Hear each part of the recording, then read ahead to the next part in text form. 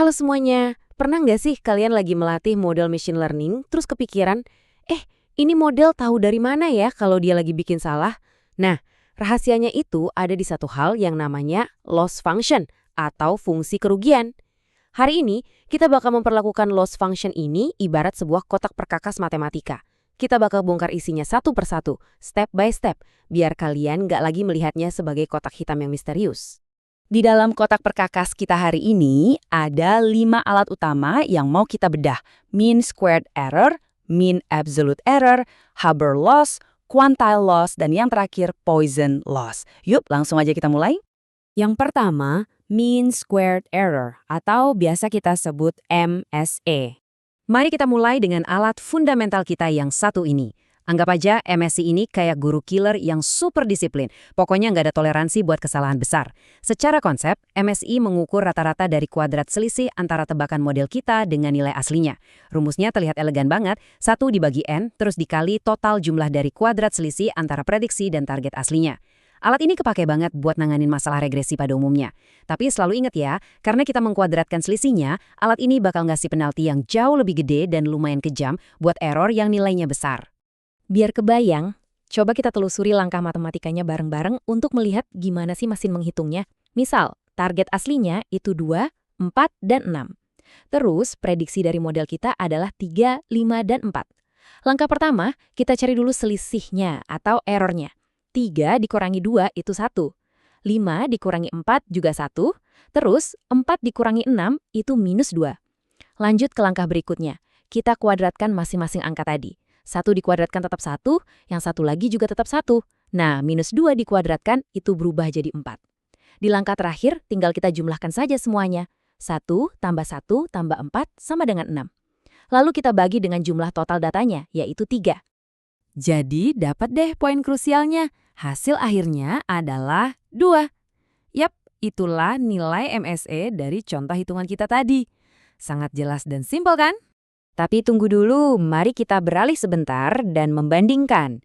MSI tadi kan menguadratkan error, makanya dia ngasih penalti yang berat. Tapi gimana kalau ternyata kita nggak mau tuh menghukum kesalahan besar secara berlebihan?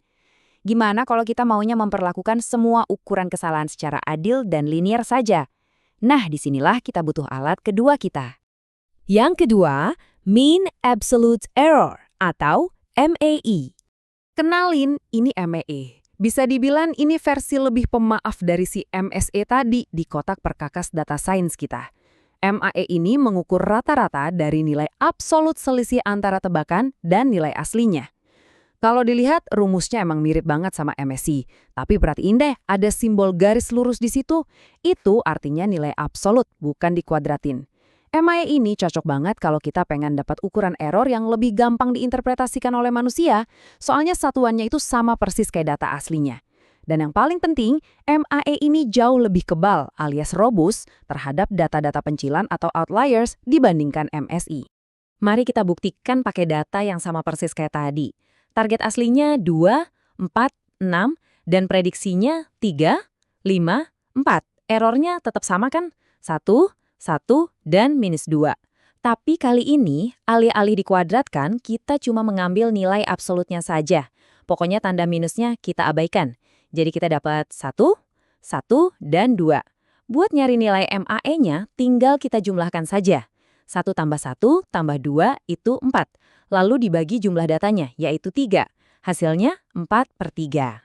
Yang mana menghasilkan nilai akhir sekitar 1,33.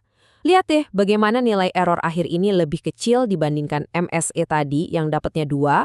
Ini semua karena MAE nggak membesar-besarkan error yang nilainya minus 2 tadi. Tapi hal ini memunculkan sebuah dilema di dunia nyata. Gimana jadinya kalau dataset kita itu isinya campuran antara error yang normal-normal saja dan beberapa data pencilan atau outliers yang ekstrim. Kita kan butuh ketegasan MSE buat kesalahan kecil, tapi di saat yang sama kita butuh toleransi MAE buat si outliers ini.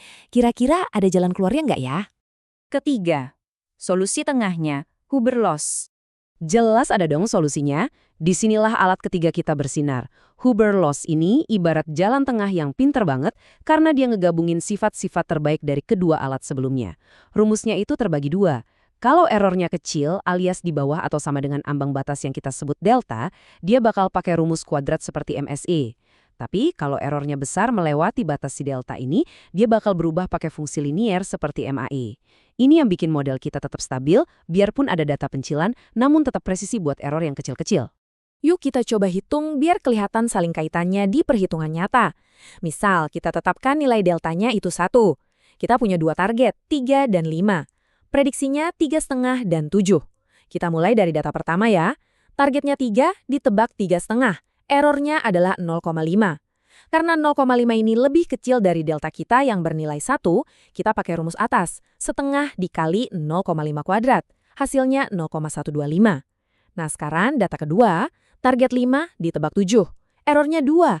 Ini jelas outlier. Karena angkanya lebih besar dari delta, kita pindah pakai rumus bawah. 1 dikali, dalam kurung, 2 dikurang setengah kali 1. Hasilnya 1,5. Kemudian, kita tinggal rata-ratakan kedua hasil kerugian tadi. 0,125 ditambah 1,5, lalu dibagi 2. Hasil akhir rata-rata Huber loss kita adalah 0,8125. Cerdas banget kan? Model tetap bisa belajar dari kesalahan tanpa harus terseret secara brutal gara-gara si pencilan tadi. Sekarang, mari kita tantang pemahaman kita selangkah lebih jauh. Sejauh ini, entah kita memprediksi terlalu tinggi atau terlalu rendah dengan selisih yang sama, hukumannya juga sama besarnya. Simetris lah.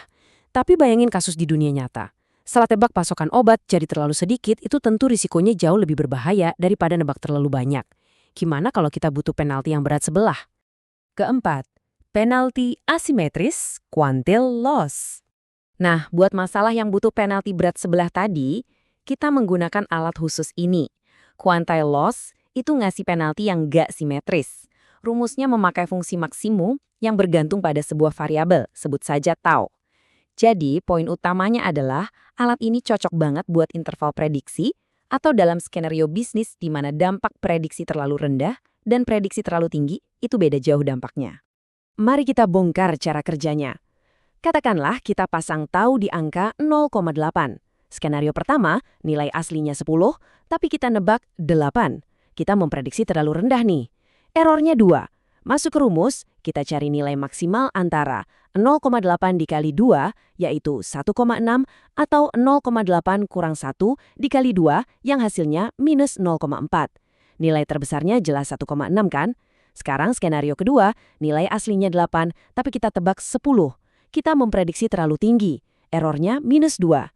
Masukkan ke rumus, maksimal antara 0,8 dikali minus 2, yaitu minus 1,6, atau minus 0,2 dikali minus 2, yaitu 0,4. Nilai terbesarnya adalah 0,4. Perhatiin baik-baik, error absolutnya sama-sama 2 loh, tapi tebakan yang kerendahan dihukum berat 1,6, sedangkan tebakan yang ketinggian cuma dihukum 0,4. Keren banget bukan?